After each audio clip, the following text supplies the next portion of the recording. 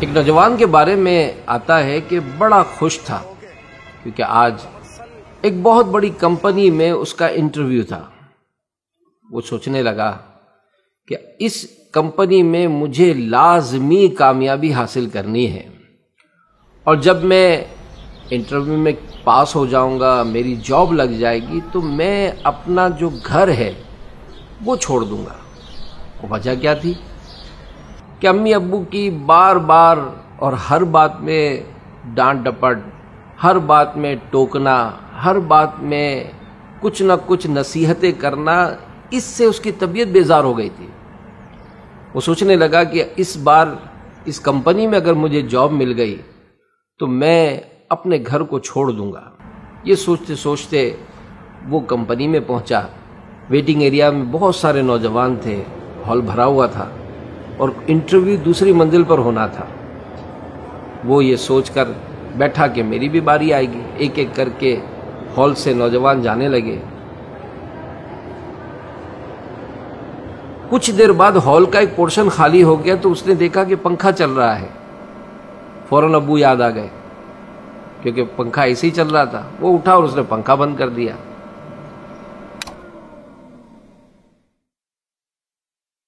باہر نکلا تو ایک ٹیبل پر کولر رکھا ہوا تھا جس سے نل سے پانی ٹپک رہا تھا۔ فوراً اس کو پھر ابو یاد آ گئے۔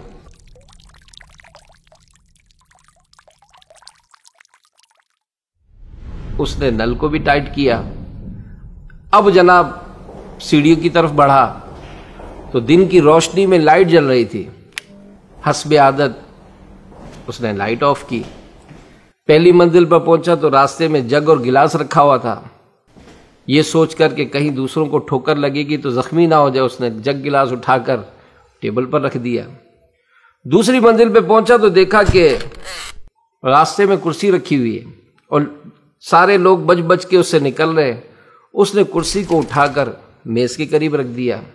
خیر اوپر کے ہال میں پہنچے تو یہ دیکھ کر اس کو بڑی مایوسی ہوئی کہ جتنے بھی انٹرویو دینے والے تھے وہ اندر آفس میں جاتے فوراً باہر آ جاتے، اندر آفس میں جاتے فوراً باہر آ جاتے۔ ایک نوجوان سے پوچھا کہ کیا انٹرویو نہیں ہو رہا؟ تو اس نوجوان نے کہا کہ نہیں، آج انٹرویو نہیں ہو رہا، صرف فائلیں جمع کی جا رہی ہیں۔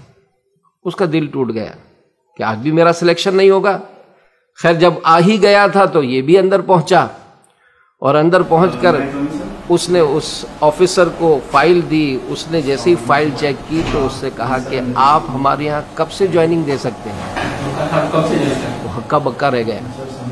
غور سے اس آفیسر کو دیکھنے لگا تو آفیسر مسکرا کر کہنے لگا کہ ہم آپ سے مذاق نہیں کر رہے، آپ ہمارے یہاں سے کب سے جوائننگ کر سکتے ہیں؟ تو اس نے کہا سر انٹرویو؟ تو کہا کہ ہم انٹرویو نہیں لے رہے، ہم نے سی سی ٹی وی کیمرے لگا رکھے ہیں۔ اتنے سارے نوجوان آئے، آپ ہی نے فالتو پنکھے کو بند کیا تھا، آپ ہی نے دن کی روشنی میں جلتی ہوئی لائٹ کو آف کیا تھا، آپ ہی نے راستے میں پڑا ہوا جگ گلاس اٹھا کر رکھا تھا، اور آپ ہی نے راستے میں رکھی ہوئی کرسی جو ہے وہ اٹھا کر میز کی طرف رکھی۔ لگتا ہے کہ آپ کے امی ابو نے آپ کی اچھی تربیت کی ہے۔ ہمیں ایسے ہی نوجوان کی ضرورت ہے۔ سوشل میڈیا کے ناظرین، یہ بھی زندگی کا ایک انداز ہے کہ ایک شخص تو خود سوچتا ہے کہ میں کسی کے نہ مانوں، اور ایک وہ شخص جو اپنے خاندان میں اپنے بڑوں سے اور اپنے اساتذہ کی دی ہوئی تربیت کو اپنی زندگی کا حصہ بناتا ہے۔ وہ زندگی کے کئی مراحل میں، بلکہ اگر یوں کہا جائے کہ ہر مرحلے میں کامیابی حاصل کرتا ہے، کیونکہ اس نے اچھے لوگوں سے اچھی تربیت حاصل کی ہے اور اس اچھی تربیت کو اپنی زندگی کا حصہ بنایا ہے۔